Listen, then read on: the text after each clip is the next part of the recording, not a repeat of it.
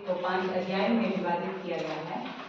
प्रथम अध्याय अरुणाचल प्रदेश और उसकी जनजातियां एक विवेचन है, जिसमें अरुणाचल प्रदेश की परिभाषा, उसके इतिहास और भाषा का उल्लेख किया गया है। साथ ही अरुणाचल प्रदेश के प्रमुख जनजातियों का परिचय भी दिया गया है। अरुणाचल प्रदेश पूर्वोत्तर भारत में स्थित एक सुंदर और प्यारा सा राज्य है, जहाँ सुंदर पर्यटन स्थल मौजूद है, जैसे तावांग, बोमडिला, नामसाई, सेरो, सेप्पा, ईटानगर आदि। यह प्रदेश प्राकृतिक सौंदर्य और विविध संस्कृतियों से बना है। 20 फरवरी 1947 को अरुणाचल प्रदेश के नाम से भारत का यह राज्य बना।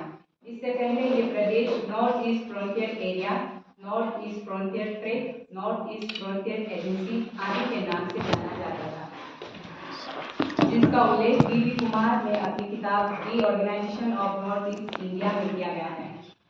अरुणाचल प्रदेश का कुल क्षेत्रफल 83,743 वर्ग किलोमीटर है।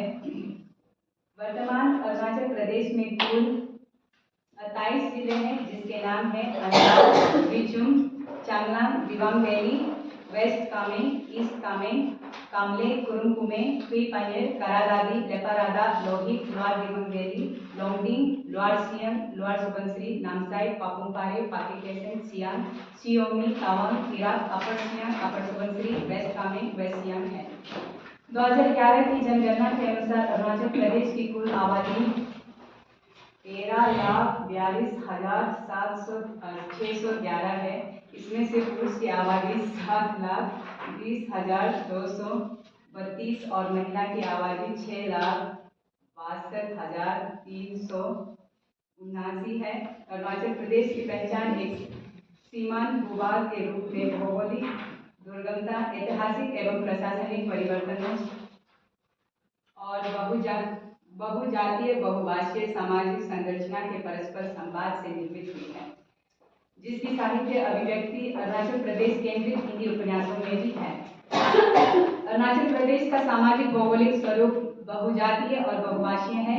यहाँ 26 से अधिक जनजातियां निवास करती हैं, जैसे मोम्पा, आदि, गालो, निशी, तागिन, अपातानी, सदुपेन, मिजो, मिजी, आका, वांगचो, नोक्टे, खामती, तांगसा, इदो मिस्मी, मिजो मिस्मी, दिगारो मिस्मी, मेम्बा, खम्बा आदि हैं।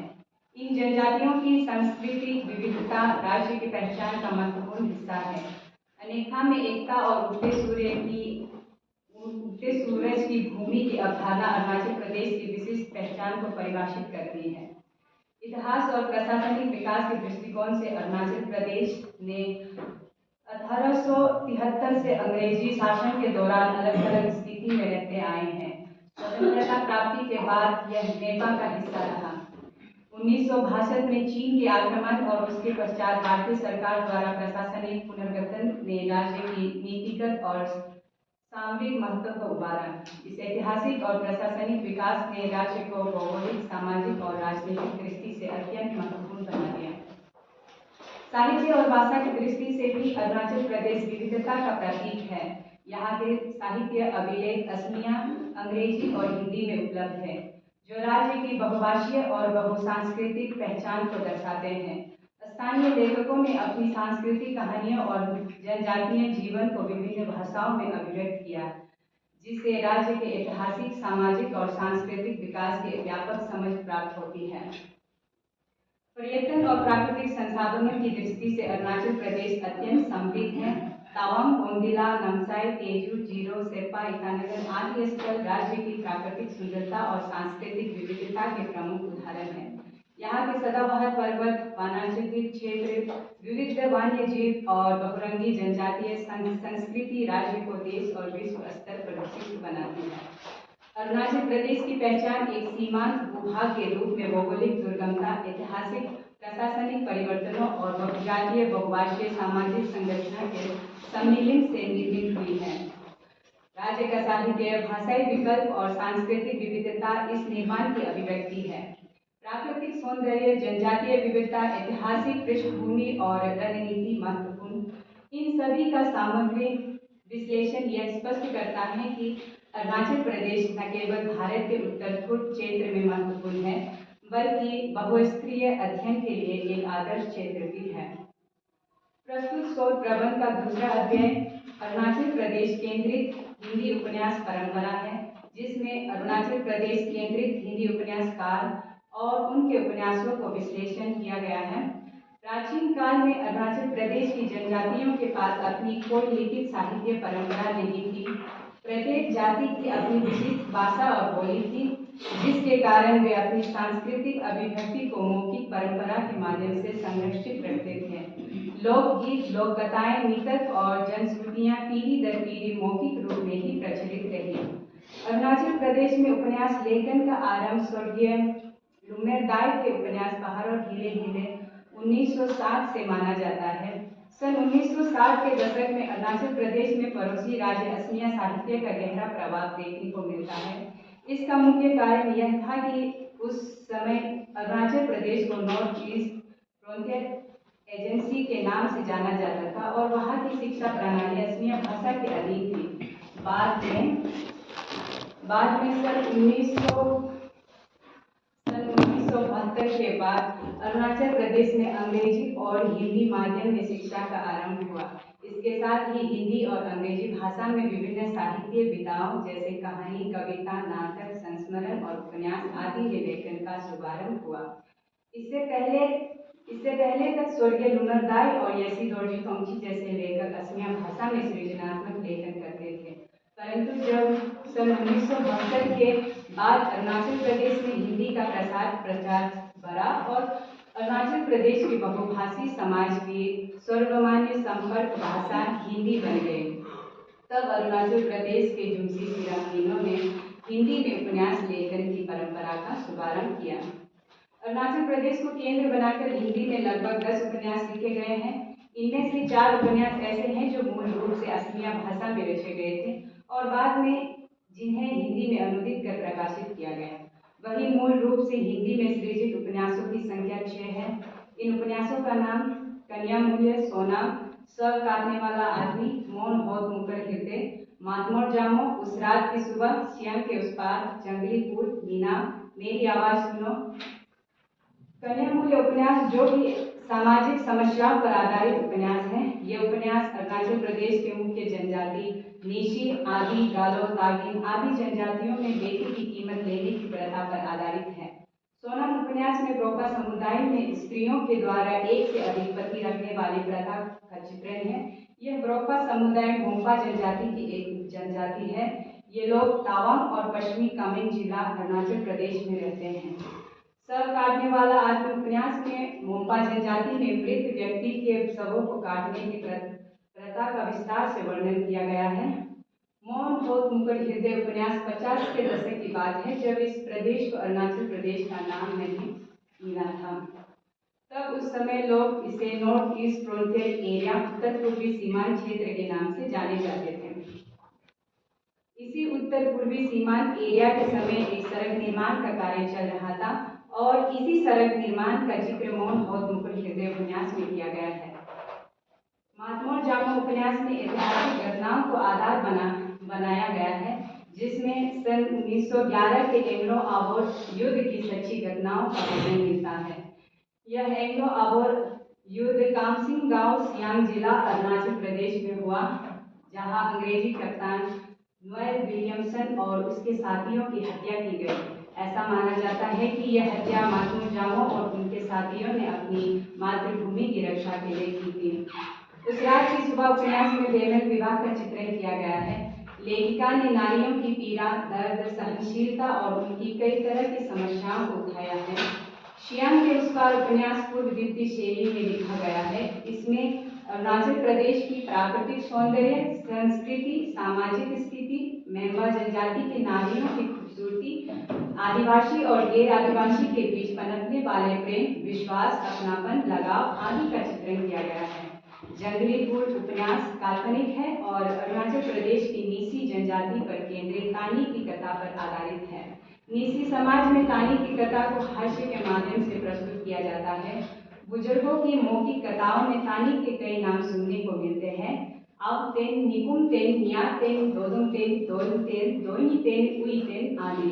इसके साथ ही उनकी कई पत्नियां दोनी या जीतन आदि का नाम भी हंसी मजाक के साथ कथा में आता है। इसलिए इस उपन्यास को काल्पनिक और अर्ध यथार्थ का मिश्रित रूप कहा जा सकता है। मीनाम उपन्यास में आदिवासी स्त्रियों के संघर्ष की कथा, स्त्री अस्मिता की बात की गई है। यह उपन्यास गालो जनजाति पर केंद्रित है। इसमें गालो जनजाति के खान पान, रहन सहन, संस्कृति, मोपिन त्योहार, वर्षों के नामकरण, पूजा पाठ, विवाह पद्धति आदि का विस्तार से वर्णन मिल रहा है।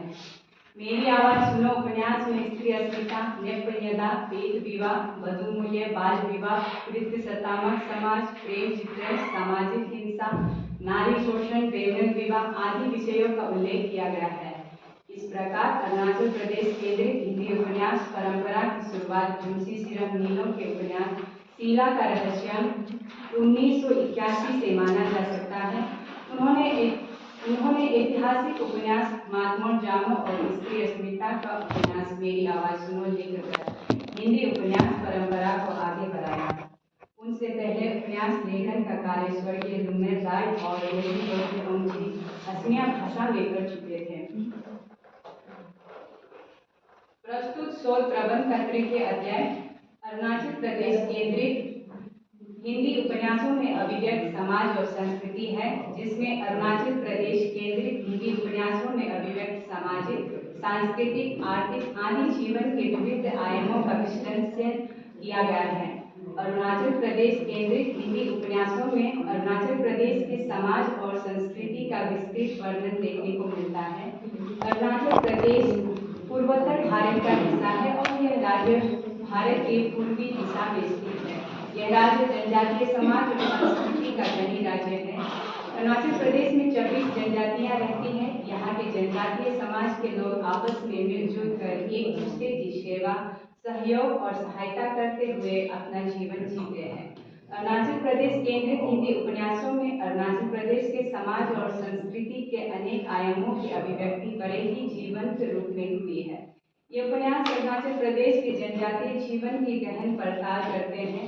इन उपन्यासों में व्यक्त समाज और संस्कृति की कथा में दोनी पोलोदन, प्रकृति प्रेम पूजक, पहनावा ओढ़ावा, सांस्कृतिक वैभव और त्योहारों की उल्लासनीयता को दर्शाया गया है। अरुणाचल प्रदेश के जनजातीय लोग अपनी परंपराओं, सामाजिक जीवन से बहुत गहराई से जुड़े हुए हैं। साथ ही सामूहिक एकता और मेहमान नवाजी जैसे गुण इसके समाज के वैशिष्ट्य को प्रदर्शित करते हैं। इन उपन्यासों में केवल समाज के उजले पक्ष ही नहीं बल्कि उसके अंधेरे पहलू को भी रेखांकित किया गया है, जहां नारी शोषण, अंधविश्वास, पिछड़े गांव और शिक्षा का अभाव भी प्रगति के मार्ग में कांटों की तरह खिंचे हुए हैं। प्रस्तुत शोध प्रबंध का चतुर्थ अध्याय अरुणाचल प्रदेश केंद्रित हिंदी उपन्यासों में अभिव्यक्त नारी अस्मिता के प्रश्न है, जिसमें नारी अस्मिता की परिभाषा, कन्या मूल्य, बाल विवाह, प्रेम विवाह, बहुपति प्रथा, बहुपत्नी प्रथा आदि का विवेचन किया गया है। नारी अस्मिता का अर्थ है स्त्री की अभिव्यक्ति पहचान, उसकी आत्मनिर्भरता की स्वीकृति, स्वतंत्रता, सुरक्षा, मुक्ति इच्छा, अपने अधिकारों पर विचार तथा जीवन संघर्ष की चेतना। इसके साथ ही वृद्ध सत्तात्मक समाज के बंधनों से मुक्ति का विद्रोह और स्त्री पुरुष समानता के लिए संघर्ष करना भी स्त्री अस्मिता का महत्वपूर्ण आयाम है। अरुणाचल प्रदेश केंद्रित हिंदी उपन्यासों में लेखकों ने नारी अस्मिता के विविध प्रश्नों को जनजातीय समाज के संदर्भ में वाणी दी है। उपन्यासकारों में कन्या मूल्य, सोनाम, जंगलीपुर, उस रात की सुबह, मीना, मेरी आवाज सुनो आदि उपन्यासों में नारी के शोषण और पीड़ा, नारी मुक्ति विचार, नारी शोषण के विरुद्ध विद्रोह, नारी के स्वप्न, संघर्ष और अस्तित्व जैसे प्रसंगों को अत्यंत मार्मिक ढंग से प्रस्तुत किया है। अरुणाचल प्रदेश केंद्रित हिंदी उपन्यासों में नारी अस्मिता के प्रश्न को बारीकी से संवेदनाओं के साथ उठाया गया है। इसके साथ ही अरुणाचल प्रदेश केंद्रित हिंदी उपन्यासों में प्रेम विवाह, बाल विवाह, बहुपति प्रथा और बहुपत्नी प्रथा की समस्याओं को भी प्रमुखता से चित्रण किया गया है। इन उपन्यासों में अरुणाचल प्रदेश के जनजातीय समाज में स्त्री की स्थिति को बहुत ही धैर्य दिखाया गया है। साथ ही कुछ जगह पर स्त्री को अपने अधिकारों के प्रति संघर्ष करते हुए भी चित्रित किया गया है। उस रात की सुबह, जंगलीपुर, मीनाम, कन्या मूल्य, सोनाम, मेरी आवाज सुनो आदि उपन्यासों के अधिकांश स्त्री पात्र पुरुष प्रधान समाज के शोषण का शिकार बने हुए हैं। प्रस्तुत शोध प्रबंध का 5वां अध्याय अरुणाचल प्रदेश केंद्रित हिंदी उपन्यासों का सिर्फ विधान है। इसके अंतर्गत अरुणाचल प्रदेश केंद्रित हिंदी उपन्यासों की भाषा और शैली का विश्लेषण किया गया है। सिर्फ विधान के अंतर्गत सबसे पहले भाषा की परिभाषा और उपन्यासों की विविध शैलियों का वर्णन किया गया है। शिल्प का शाब्दिक अर्थ है गढ़ने और निर्माण करने के तत्व। शिल्प विधान दो शब्दों के योग से बना है, शिल्प और विधान। शिल्प का अर्थ है कला, विधान का अर्थ है संयोजन। यानी कि शिल्प विधान किसी भी रचना को प्रभावशाली और सुंदर ढंग से प्रस्तुत करने का तरीका है। अरुणाचल प्रदेश केंद्रित हिंदी उपन्यासों की भाषा सरल, सहज, स्वाभाविक है। लेखकों ने इन उपन्यासों में स्थानीय बोलचाल की भाषा का प्रयोग किया है, जिससे पात्रों की संवाद शैली जीवंत प्रतीत होती है।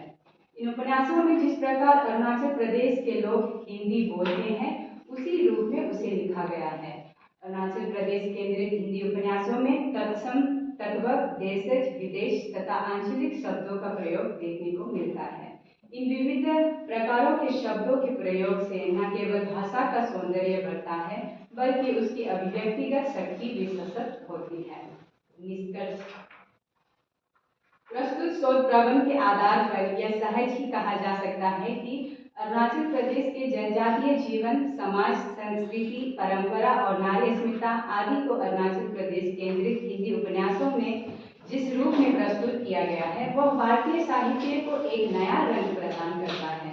अरुणाचल प्रदेश केंद्रित हिंदी उपन्यासों में स्थानीय जनजातियों की परंपराएं, धार्मिक मान्यताएं, प्रकृति के प्रति प्रेम, संघर्षपूर्ण जीवन और आधुनिकता के प्रभाव को साफ तौर से देखा जा सकता है। अरुणाचल प्रदेश केंद्रित हिंदी उपन्यासों केवल मनोरंजन के साधन नहीं है, बल्कि इन उपन्यासों में अरुणाचल प्रदेश की जनजातियों की सामाजिक और सांस्कृतिक जीवन को चित्रण करने का सफल प्रयास किया गया है।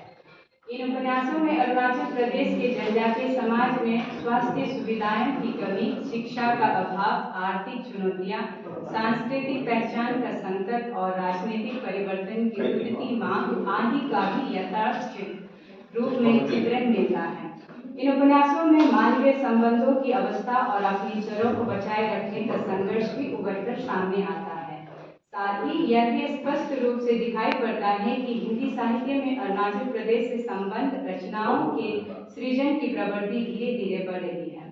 अरुणाचल प्रदेश से कई सारे ऐसे लेखक अब सामने आ रहे हैं जो सीधे सीधे हिंदी में लिख कर रहे हैं और अरुणाचल प्रदेश के जनजातीय समाज और संस्कृति को अपना साहित्य का तथ्य बना रहे हैं। पिछले 2 दशकों में धीरे धीरे उनकी संख्या बढ़ती जा रही है। ऐसा इसलिए अब ज्यादा सहजता से हो रहा है क्योंकि अरुणाचल प्रदेश के जनजातीय समाज ने अपनी मातृभाषा के स्थान पर हिंदी को संपर्क की मुख्य भाषा मान लिया है। इसलिए उनकी बढ़ती संख्या को देखते हुए इस साहित्य पर और अधिक शोध करने की आवश्यकता है। अरुणाचल प्रदेश केंद्रित हिंदी उपन्यास भारतीय साहित्य में अपना एक अलग स्थान रखते हैं। वे न केवल स्थानीय समाज से हमारा परिचय कराते हैं, बल्कि हिंदी पाठकों को भारतीय विविधता का व्यापक अनुभव भी कराते हैं। भविष्य में इस दिशा में और भी विस्तृत एवं गहन शोध करने की आवश्यकता है, जिससे इस क्षेत्र की साहित्य और भाषाई पहचान और भी ज्यादा मजबूत होगी। प्राकृतिक धर्म में आस्था। अरुणाचल प्रदेश की जनजातियां सदियों से प्राकृतिक धर्म को मानती आई हैं। साथ ही वे दोनी पोलो धर्म को भी मानते आए हैं। दोनी का अर्थ है सूर्य और पोलो का अर्थ है चंद्र। वे सूर्य को माता के रूप में और चंद्र को पिता के रूप में पूजते हैं। मीनाम, जंगली फूल और शियांग के उस पार उपन्यास में दोनी पोलो की उपासना का उल्लेख मिलता है। शियांग के उस पार उपन्यास में लेखक लिखता है कि जनजाति का धर्म दोनी पोलो अर्थात सूर्य और चंद्र पर केंद्रित है। ये मानते हैं कि दोनी पोलो संसार की आंख है और वे हर बले और बूढ़े को देखती है। अरुणाचल प्रदेश के जनजातीय लोग सदियों से दोनी पोलो धर्म को मानते आए हैं, पर इसका कोई मंदिर या इस धर्म के ईश्वर का कोई रंग रूप नहीं था। वे लोग मन में ही विश्वास करते आए हैं वर्तमान में आधुनिक के प्रभाव से इस धर्म के भी मंदिरों का निर्माण हो गए हैं, जिनके अलग अलग नाम जनजातियों के आधार पर रखे गए हैं। नीसी जनजाति में इसका नाम यदर नामनो, अपादानी जनजाति में मैदर मनो, आदि जनजाति में गंगिन, गालो जनजाति में कालू गंगिन, तागिन जनजाति में दोनी पोलो खुंको, मिसमी जनजाति में तचा खुमायूं आदि हैं। सद्भावना और सहानुभूति। अरुणाचल प्रदेश केंद्रित हिंदी उपन्यासों में जनजातियों के भीतर आपसी सद्भावना और सहानुभूति का भाव चित्रित किया गया है।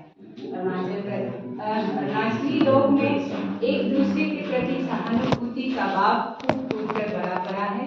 मौन और मुकर हृदय उपन्यास में दिखाया गया है कि अलग अलग जनजाति के लोग एक दूसरे की मदद करते हैं और एक दूसरे का सहारा बनते नजर आते हैं।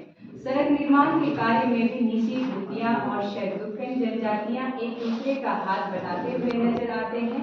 साथ ही अलग अलग भाषा भाषी जनजातीय समाज के लोग आपस में प्रेम बांधते और एक दूसरे के हाव भाव को समझते हुए मिलकर एक साथ आगे बढ़ने का प्रयास करते हैं। भले ही एक दूसरे की भाषा न समझते हो, सांकेतिक भाषा से तो समझ ही जाते हैं। ये जनजातियां एक दूसरे के सहारे अपना जीवन यापन करती है।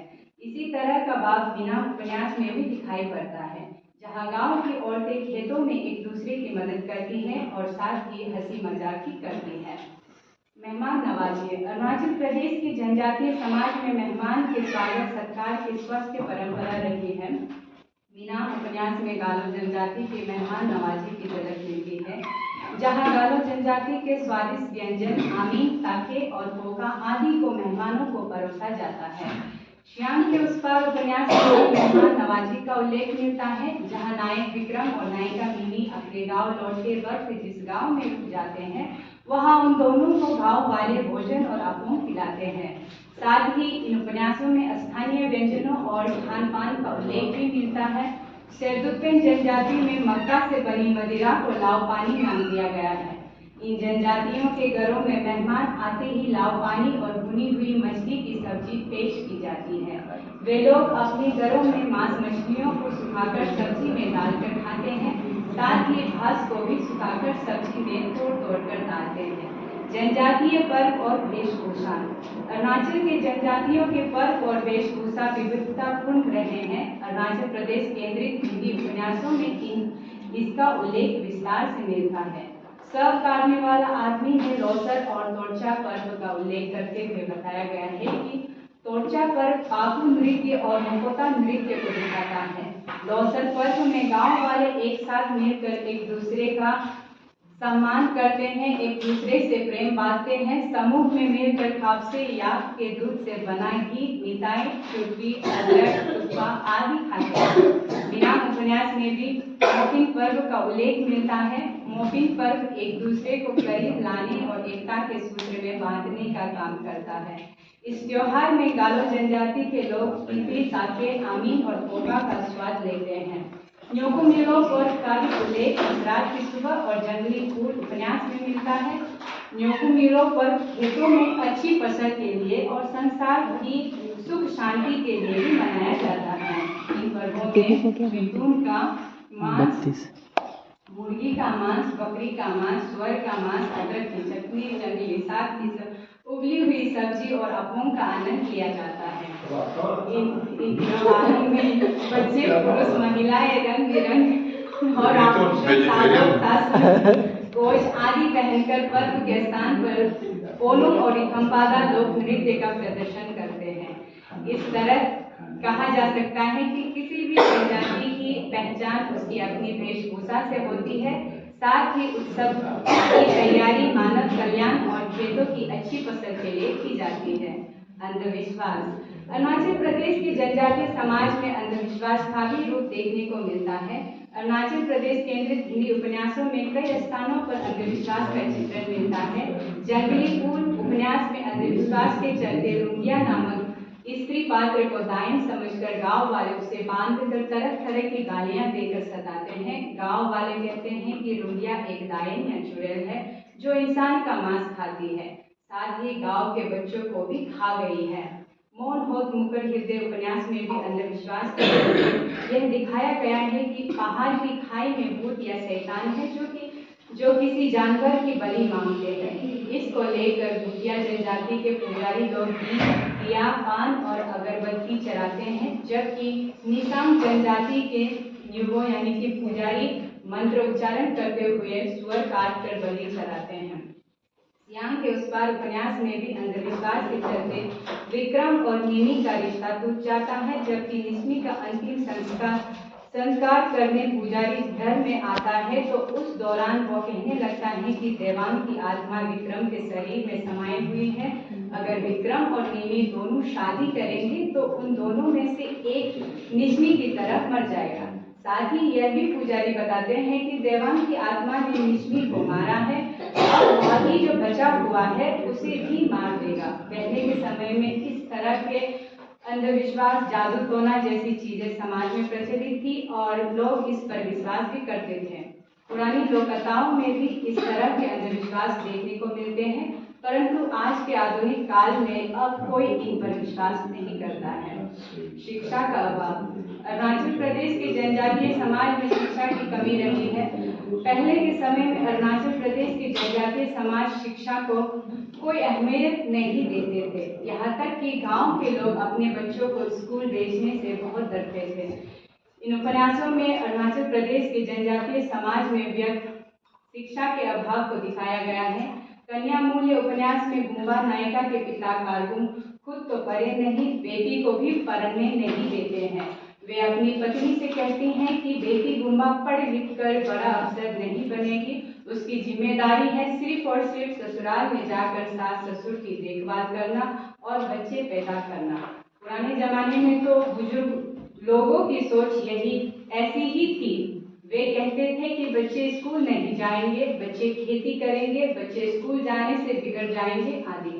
मीना उपन्यास में भी गांव की औरतें बच्चों को स्कूल भेजने से मना करती हुई दिखाई गई है, लेकिन पुराने समय में कुछ ऐसे भी व्यक्ति सभी समाजों में रहे हैं जो शिक्षा के महत्व को समझते थे और उसके लिए आदर करते थे।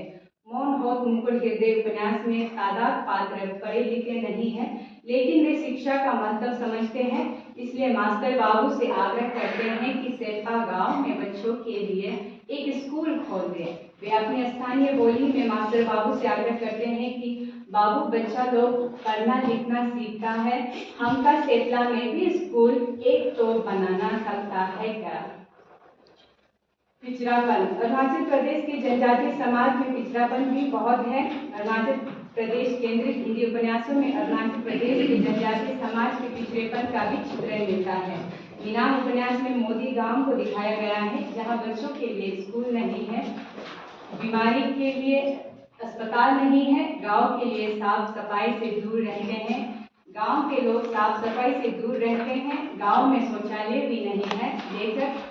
लेखिका लिखता है कि जिस गांव में कैंप हुआ वो बहुत पिछड़ा हुआ है, बच्चे नंगे घूम रहे थे, साफ सफाई नाम की कोई चीज वहाँ नहीं है, कई लोग बीमार हैं पर चिकित्सा का कोई प्रावधान नहीं है, कुत्ते और बच्चे एक साथ खा रहे थे। ऐसे गांव अभी भी कई है अरुणाचल में जहां अभी तक आधुनिक युग की रोशनी नहीं पहुंची है। स्त्री का शोषण। अरुणाचल प्रदेश का जनजातीय समाज भी स्त्रीत्व सत्तामक है, जिसमें स्त्रियों की स्थिति बहुत अच्छी नहीं है। इन उपन्यासों में स्त्री पात्र सबसे पीड़ित, शोषित और वंचित दिखाई देती है। इन उपन्यासों में स्त्री के मानसिक और शारीरिक शोषण का चित्रण मिलता है।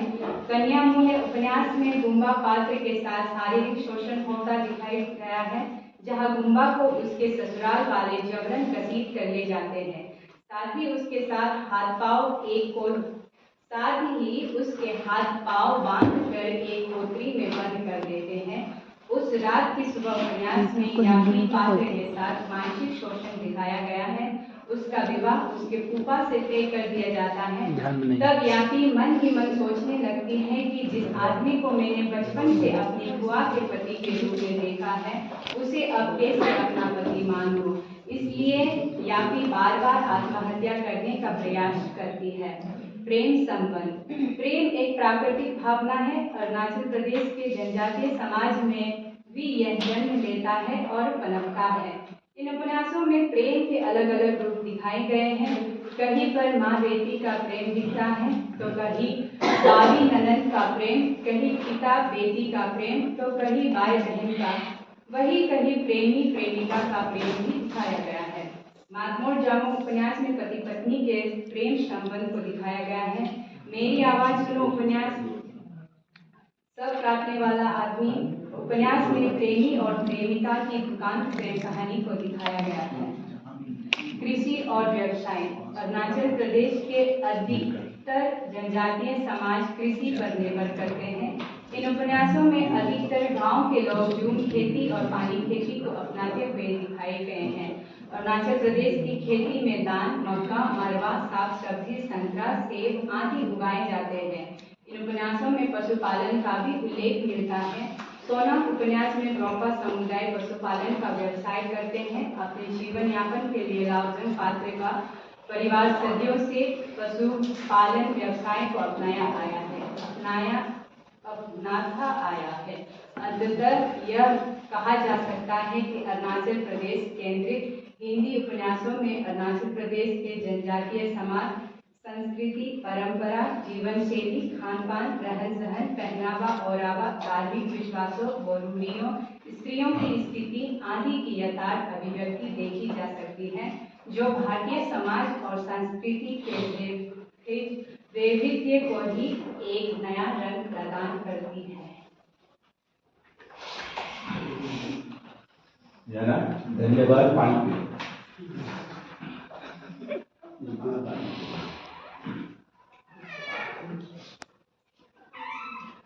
आइए आइए। ये कुछ मदद के लिए जब आप अपने चले जाते हैं उसके बाद उसने मुझे 2:30 बजे भी मैसेज किया कि सर इसका क्या इसीलिए वो दावत नहीं था। नहीं मैं बताऊंगा नहीं, लेकिन इन्हीं में से है, इन्हीं को कर लेती तो तब आपने अपने काम को 5 अध्याय में बांटा है। आपका जो टाइटल है वो समीक्षात्मक अध्ययन है।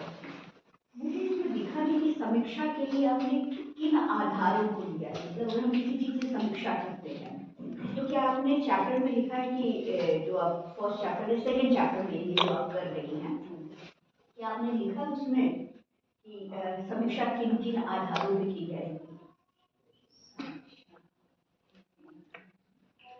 मुझे नहीं पता हम लिखते हैं कि नहीं लिखते हैं, पर समीक्षा का क्या कुछ जैसे कि नॉर्मली नहीं। पहला आपका ये है, पहला आपका चैप्टर है अरुणाचल प्रदेश और उसकी जनजातियां। ये उनकी पहले आपने विवेचना की है। इस विवेचना का आपने क्या कारण था कि आपने इस चैप्टर को अपने शोध प्रबंध में स्थान दिया है?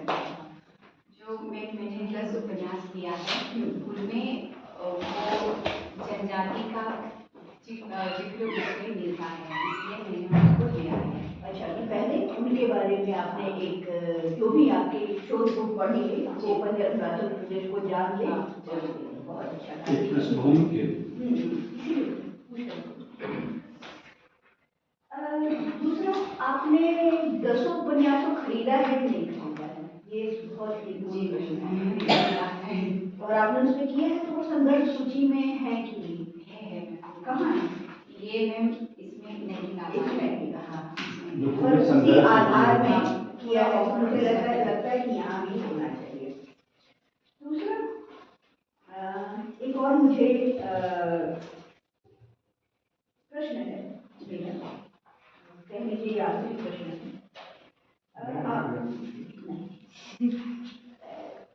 दीन स्वामी को ज़्यादा प्रश्न दिए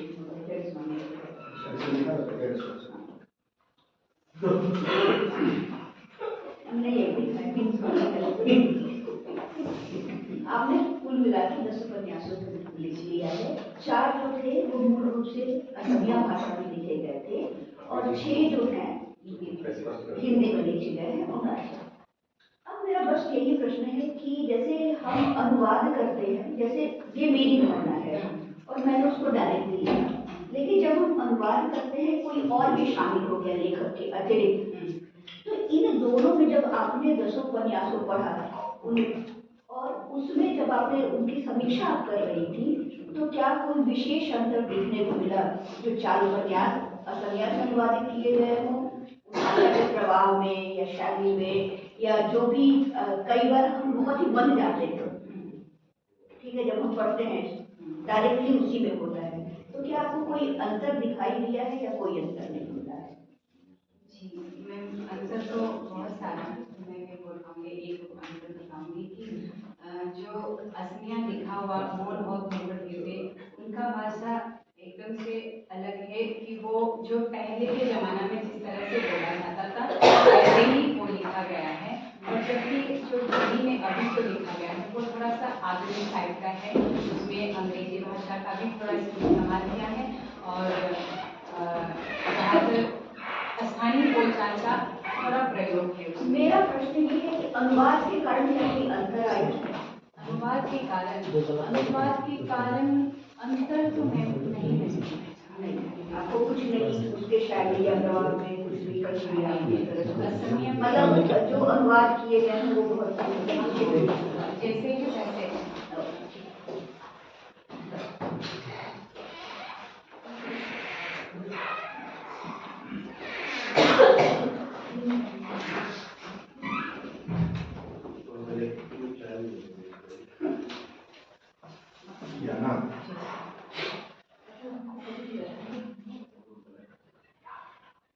आपके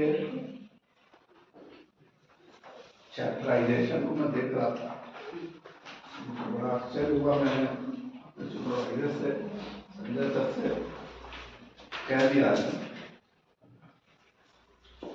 2 चैप्टर आपने बनाया है विश्लेषण के लिए। 2 चैप्टर में, एक में केवल अरुणाचल प्रदेश की समाज संस्कृति किस तरह से अभिव्यक्त हुई है उन उपन्यासों में, और दूसरा स्त्री पर है। क्या अरुणाचल की संस्कृति और स्त्री के अलावा कोई और विषय नहीं है उन उपन्यासों में जो रिफ्लेक्ट हो रहा हो?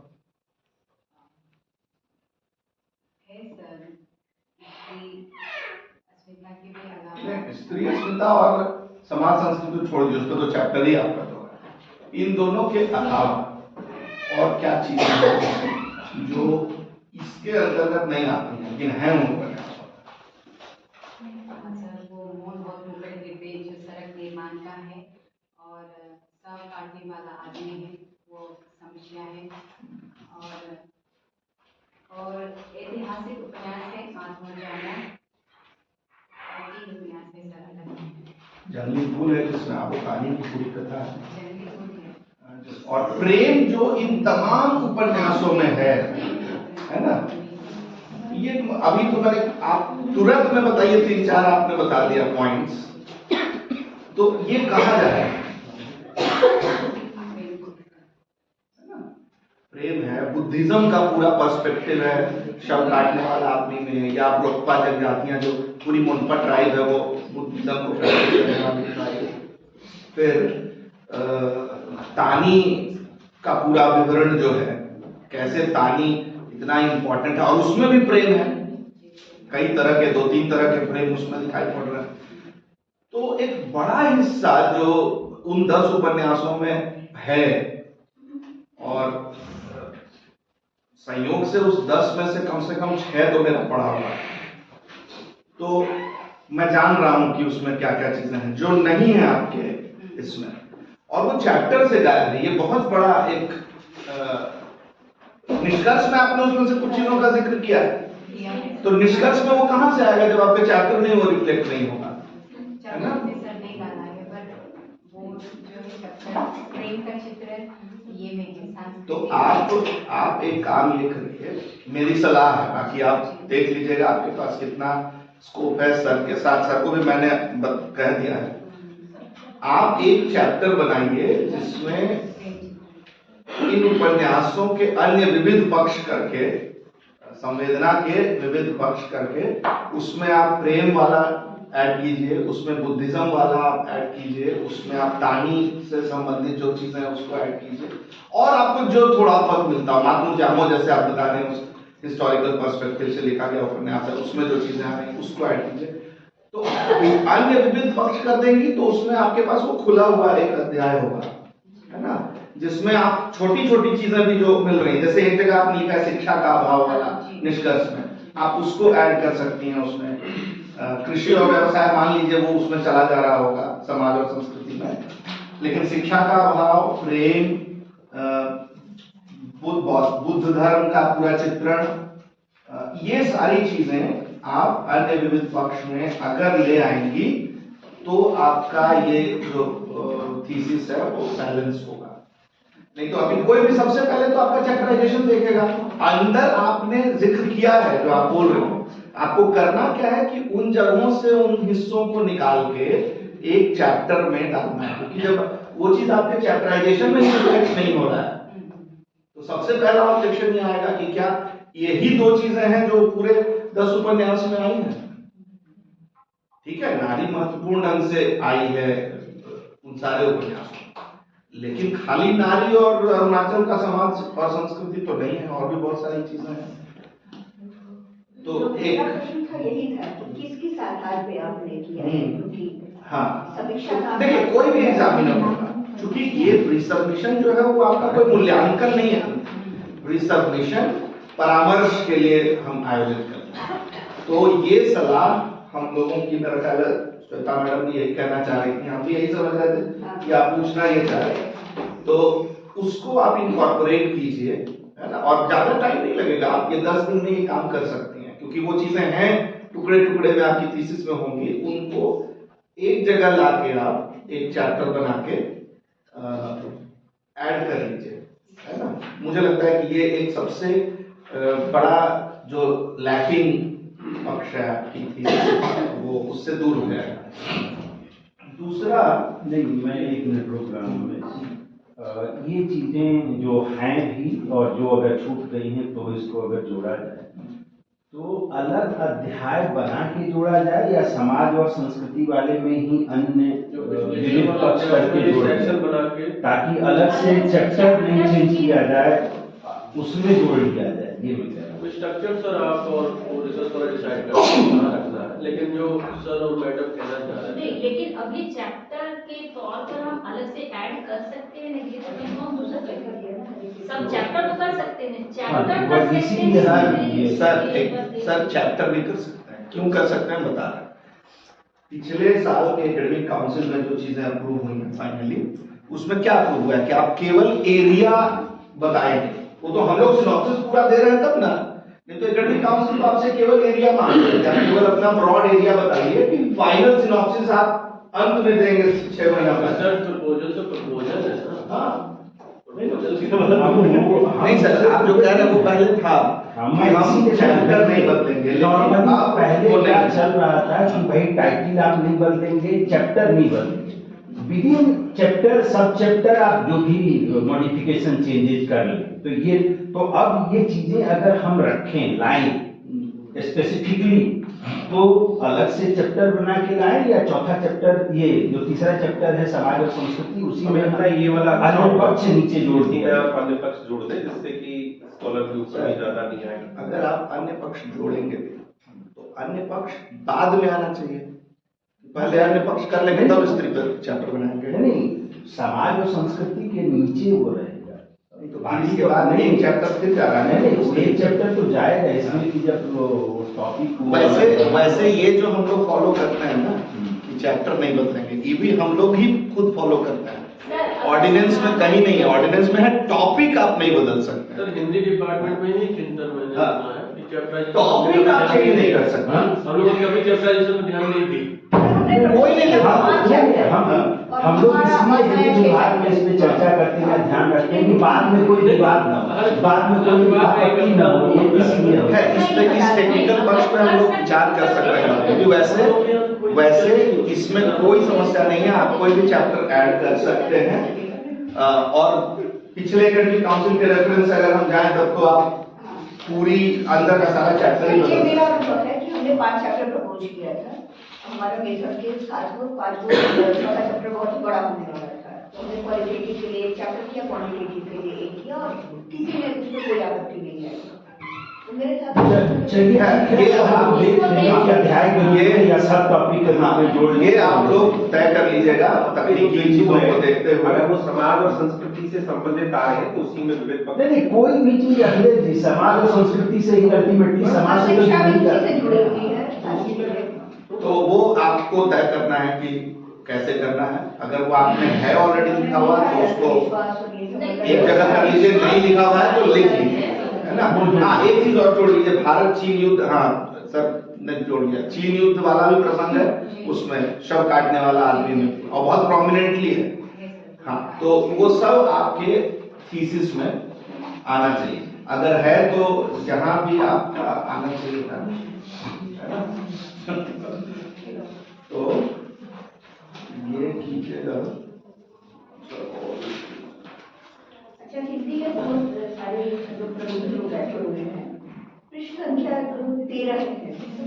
13 का जो आखिरी शब्द है, ये उनसे बीमारी के लिए अस्पताल कहेंगे या बीमारों के लिए अस्पताल कहेंगे?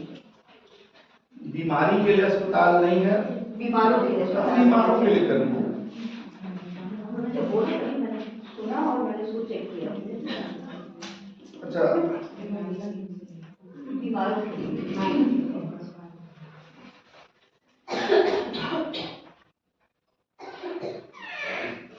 शिल्प वाले में जो है आपने क्या, क्योंकि निष्कर्ष में आपने शिल्प पे कोई निष्कर्ष नहीं दिया, निष्कर्ष तो शिल्प पे भी निकलेगा, चैप्टर है आपका।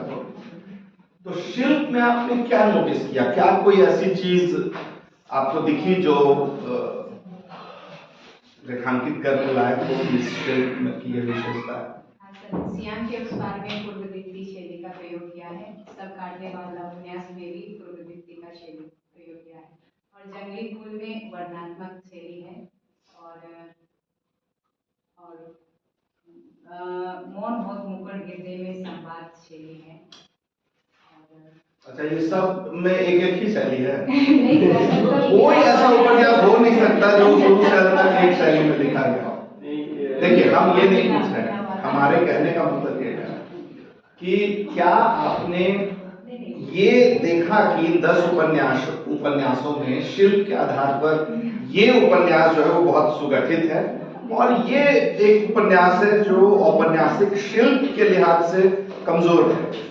जैसे मेरा जो एक्सपीरियंस है मिनाम उपन्यास, उसका शिल्प उपन्यास जैसा बन ही नहीं पाया, वो संस्मरणात्मक टाइप का नॉवल है। तो क्या आपने इस तरह से चीजों को रेखांकित करने की कोशिश की कि मिनाम जो है वो कहने को वो उपन्यास विधा के रूप में प्रकाशित है, लेकिन उसका पूरा शिल्प जो है वो औपन्यासिक शिल्प नहीं होके संस्मरणात्मक हो गया है? तो इस तरह की चीजों को भी शिल्प पे लिखने का मतलब ये नहीं होता है कि खाली हम 5 प्रविधि जो है वो गिना दें कि इसमें ये है, इसमें ये है, इसमें ये है। जो कमियां है ना यहाँ, उन कमियों को अगर आप आइडेंटिफाई नहीं कर पा रहे तो फिर दिक्कत है। उन कमियों को कौन बताएगा? रिसर्चर ही तो बताएगा कि इस उपन्यास में ये एक सीन है, उससे वो उपन्यास खारिज नहीं हो जाता, वो है, लेकिन हमारा जो अपना एक उसके बारे में ओपिनियन है वो तो आना चाहिए। थीसिस में अगर हमारा ओपिनियन ही नहीं आ पा रहा है, बहुत एकदम एक बनी बनाई चीजें ही केवल आ रही हैं, तो फिर उसमें आपका जो रिफ्लेक्शन है वो नहीं होगा।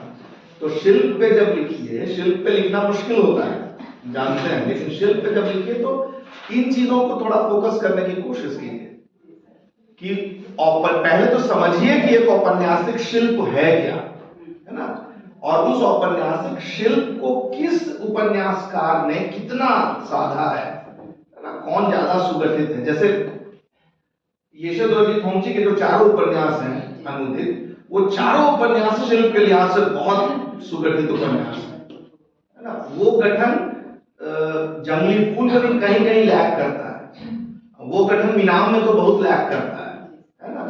तो इन चीजों को कौन रेखांकित करेगा? तो शिल्प पे थोड़ा सा इलैबोरेट कर लीजिए, क्योंकि खाली ये सब बताना कि इस तरह के शब्द प्रयोग हुए हैं, ये बहुत एक फॉर्मेट है बना हुआ। अच्छा, उसमें आपने कहीं नहीं लिखा कि अंग्रेजी के शब्दों का भी प्रयोग है?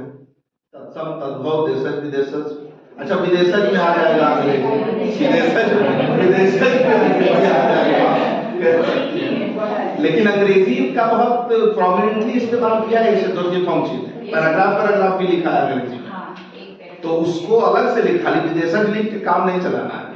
अंग्रेजी का खासतौर से जब वो प्रसंग आता है जब एक जिलाधिकारी के रूप में कोई बोल रहा है तो वो अंग्रेजी में बोलता है, तो ये शिल्प की एक खासियत है कि वो पात्रानुकूल भाषा का इस्तेमाल वहां कर रहा है, कि पात्र अगर पढ़ा लिखा है और एक डिस्ट्रिक्ट मैजिस्ट्रेट की हैसियत से बोल रहा है तो वो अंग्रेजी बोलता है, तो पात्रानुकूल भाषा के रूप में अंग्रेजी का इस्तेमाल है। इस तरह से आप थोड़ा उसको सर मैंने सियान के उस बात को थोड़ा सा लिखा है कि वो जो पत्र टाइप का है, लेकिन एग्जैक्टली डेट कहाँ क्या है वो सही नहीं है, वो उस हिसाब से देखने से वो पत्र से ही कैंसिल कर दिया, मैंने उसका सिलेक्शन कर दिया और बाकी में थोड़ा समझने में प्रॉब्लम क्योंकि इस पर आप जो लिखेंगे फिर वो आगे रेफर किया जाएगा ना, तो जिम्मेदारी पूर्वक लिखना है। पासपोर्ट के अलावा देश का हाँ निश्चित रूप से डिपार्टमेंट के प्रोफेसर मेजर में अंग्रेजी बोलते हैं। हाँ निश्चित रूप से उन परिस्थितियों पर भी जिक्र करना चाहिए। चाबी मेरा बैग संजय सर के कमरे में टेबल पर रखा हुआ है, उसमें सबसे ऊपर छोटा वाला जो चेन है जुड़ी कहाँ है? तो उसी को बोलिए ऊपर, उसको पता है चाबी कहाँ रखी, निकाल के दे। ठीक है, तो हो गया अभी। चलिए धन्यवाद। सुषमा मैडम।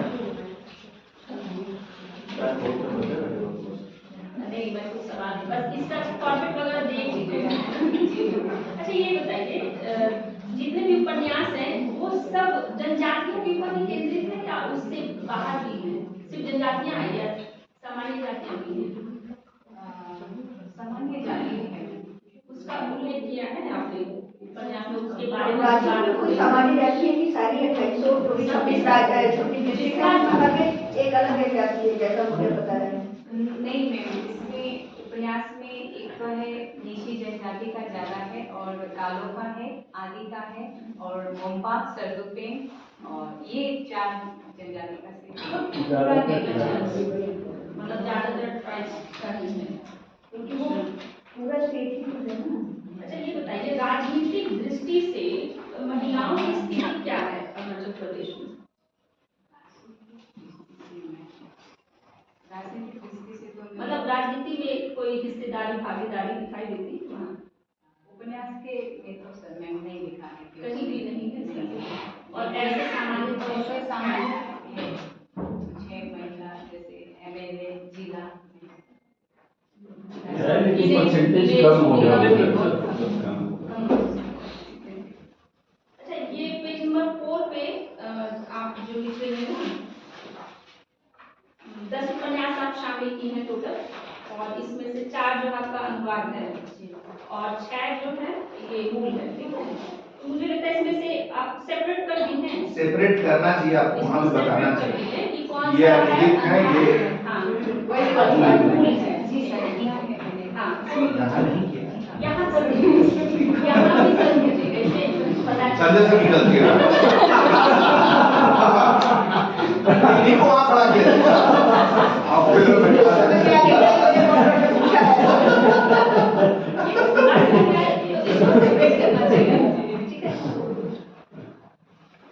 अच्छा एक चीज इसमें बहुपति विवाह जो है, बहुपति विवाह, पत्नी नहीं, बहुपति विवाह जो है उसमें एक स्त्री कई पुरुषों से शादी करती है, वो वाला इसका जो उदाहरण है उपन्यास में, तो सोनाम में वो पति जब वापस आता है तो पहला पति कहा जाता है? पहला पति कितनी एक पत्नी के मतलब कितने पति होते हैं? 2 होता है। तो ये होता है, दो से ज्यादा नहीं है। अगर मान लीजिए उसमें से कोई खत्म हो गया तो फिर दोबारा उसका नहीं, वो तो सिर्फ भी कराएगा ना, बहुपति मतलब एक वाले को कई पति होता है। अरे नहीं, इस दूसरी स्टोरी है उसमें। मेरा ये भी प्रश्न था पर मैंने नहीं पूछा। आपने स्त्री अस्मिता में लिखा है कि बहुपति बहुपत्नी, तो दोनों टाइप मतलब इधर भी फीमेल जो है उनको फायदा नहीं है, मतलब बहुपति है या बहुपत्नी है, वो हमेशा स्त्री अस्मिता पे मतलब दोनों में स्त्री का शोषण है। वो तो मुझे पता है, पर वो कैसे इसको डिफाइन करें? आप बताइए। अगर बहुपत्नी है तो वो स्त्री का शोषण हुआ, तो बहुपति में पुरुष का शोषण कैसे नहीं हुआ? ये मैं वो तो है, लेकिन आप बताइए। वो तो आप थोड़ा डॉक्टर से इतना पति रखेंगे, ज्यादा बता लेकिन ये एक पति नहीं, वाले सारे हैं। ट्राइब में ये प्रथा नहीं है बहुपत्नी बहुपति का। वाला हमारे समाज मतलब जनजाति में नहीं है। लेकिन बहुपत्नी वाला है आपके, बहुपत्नी वाला है। बहुपति वाला केवल एक ही ट्राइब में है, एक ही ट्राइब में। नहीं मतलब दोनों ही कैसे स्त्री का शोषण से संबंधित है? मेरा ये प्रश्न है, दोनों ही कैसे स्त्री शोषण से संबंधित है? एक में तो प्रिविलेज है। एक में तो privilege है। मतलब नारी अस्मिता में स्त्री शोषण ही आता है क्या? मैं पूछ रही हूँ कि ये फायदे की बात हुई कि नहीं हुई, ये समीक्षा है। इसलिए नारी अस्मिता में स्त्री शोषण ही नहीं आता, उसकी पहचान के कई मुद्दे हैं वो वाले। लेकिन शोषण है कि नहीं, आप क्या डिफाइन वो करेंगे? बोलने दीजिए, हाँ। नहीं, आप कुछ लिखी होंगी ना। मैम इसमें शोषण तो है, पर आजाद भी तो है। देखिए अच्छा ताबा, वहाँ जो पूजा पाठ के लिए जाते हैं ज्यादातर मंदिरों में जाते हैं, चर्च में नहीं जाते हैं। चर्च में कुछ लोग हैं मैम, चर्च में कुछ भी क्या जाते हैं। उपन्यासों में इसका जिक्र आया है, हाँ, श्याम के उस पार में है। उसको हाईलाइट किया है आपने। जी मैम। यहाँ जो आप बता रहे हैं ना, इसमें भी दिया हुआ है तो आप चाहे तो दोनों सोचिए को तो कि- धर्म का है, प्राकृतिक पूजन। हाँ, क्योंकि यहाँ आपने ठीक है वो लिखा, मंदिरों में लिखा है, लेकिन अगर चर्च की भी बात है तो उसको भी हाईलाइट कर सकते हैं। हाँ मैम, धर्म में सब जनजाति का धर्म का वो है religious। अच्छा एक जान बस हमको ये समझना है, उत्सुकता भी है कि ये जो मांस मछली से जो स्वागत करते हैं मेहमानों का, अगर वेजिटेरियन आ जाए तो उसको क्या देंगे? पक्का सब्जी वहाँ समझ नहीं होता है। चिकन अखिलेश जी, और इसमें ना रेफरेंस जरूर ये डाल दीजिएगा, आधार और सहायक जरूरी, इसे आप वो तो पड़ेगा मैडम, वो तो पूरी हाँ वो इसमें है नहीं, और पैटर्न एक बार देख लीजिएगा। एक चीज और पूछना था मुझे, ये स्त्री पुरुष संबंध जो इसमें जो भी आए प्रेम संबंध के भीतर भी, क्या वहाँ पे कहीं शोषण का कोई रूप दिखाई देता है प्रेम संबंध में भी? प्रेम संबंध में हाँ मैम, ये मीना उपन्यास में है कि दोनों पति पत्नी मतलब प्रेम करके शादी हो जाता है, फिर बाद में पति ज्यादा दारू पीने लगता है, फिर पत्नी को मारने लगता है। ये वाला शोषण ज्यादा है, पता चलता है। तो ये मानते प्रेम संबंध या प्रेम विवाह के पश्चात तो वह स्त्री उनके साथ नहीं होना चाहिए, तो ये चीज हाईलाइट किया आपने।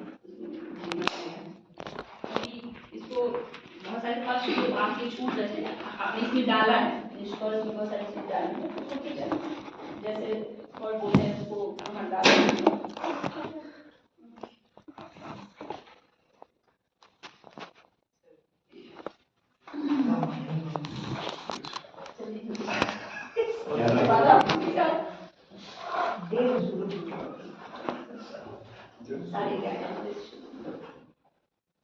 तो पहली चीज तो यहाँ मुझे लगता है थॉट चेंज हो रहा है क्या? कुछ ये वही है एरियल रिकॉर्ड क्या अमित जी वो नहीं, बदला हुआ है। कोकिला है क्या? कोकिला है।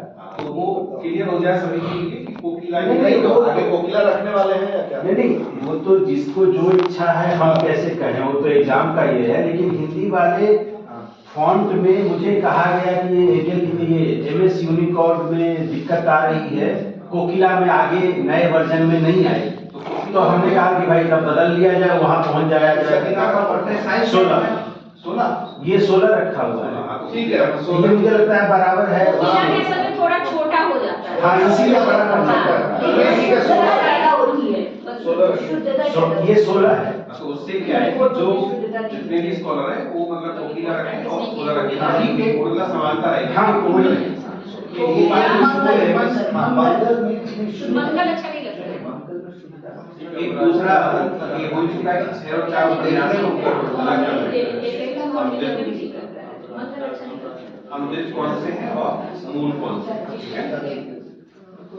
अच्छा, एक इसमें चीज जो आप कह रही हैं कि इसमें कुल टोटल जनजातियां अरुणाचल में कितनी है? कितनी है? जनजातियां 100 से भी अधिक।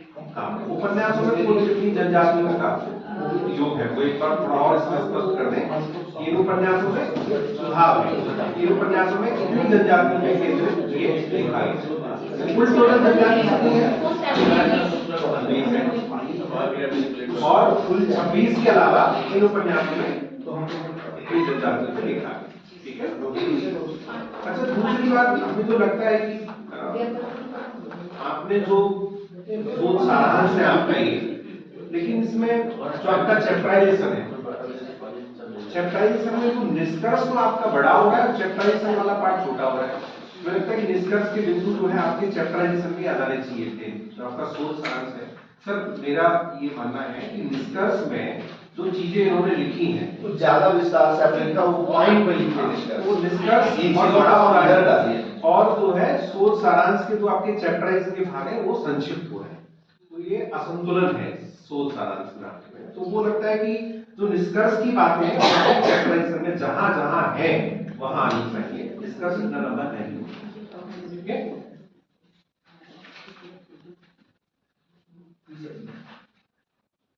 और बाकी नारी स्थिरता में जो जितने बिंदु लिखे हैं उसके अलावा और भी कुछ बिंदु होंगे जहाँ नारी ने मतलब परिवार को बनाने में, समाज को जोड़ने में कुछ भूमिका अदा की हो, नारी की भूमिका वो आनी चाहिए ना। इसके अलावा कहीं होगा उपन्यास में उसको भी लिखिए, नारी की बड़ी भूमिका परिवार को बनाने में वो इसमें आना चाहिए। खुद उस नारी समाज से लड़ता है जो लड़ने के अलावा परिवार में समरसता का भाव पैदा करता है, परिवार को जोड़ता है, वो आना चाहिए। प्रेमचंद के जहां से उपन्यास प्रारंभ होते हैं समाज के केंद्र रखकर के, वहां से पूरी कड़ी है वो आना चाहिए। सारे उपन्यास में पुरुष शोषक है, स्त्री शोषित शोषण के अलावा कुछ और दिखता नहीं है। नारी तभी तो लड़ रही है। शोषण के अलावा और भी तो मुद्दे हैं। मतलब सिर्फ जो स्त्री का शोषण होता है उसके अलावा स्त्री परिवार को बनाती है, जोड़ती है, समाज में सामाजिक समरसता का भाव होता है। तो नारी की भूमिका नेगेटिव जाएगी, पॉजिटिव कहाँ रहेगी? हाँ, वो उसमें आना चाहिए। समीक्षा और आलोचना एक बात भी और ये आपका जो रेफरेंस है वो रेफरेंस का वो जोड़ लीजिएगा, मतलब आपने स्थान और जगह का नाम नहीं जोड़ा है, एक में तो जोड़ दिया बोधि प्रकाश आपको हमारी ओर से बहुत बहुत शुभकामनाएं। अगली बार कोई और उससे कोई प्रश्न नहीं है, हम तो ठीक और लेकिन कुछ विचार तो यहाँ आ रहा है। शुरू के ये मंच खुला है, अगर आप में से किसी को कुछ और पूछना है तो बताइए। हमारे बात अगर याना से कुछ पूछना है तो, नहीं तो हम लोग तुरंत दूसरे प्रतिभागी की तरफ चले, क्योंकि समय तेजी से बीत रहा है और टाइम हम लोग लेट हो रहे हैं। ठीक।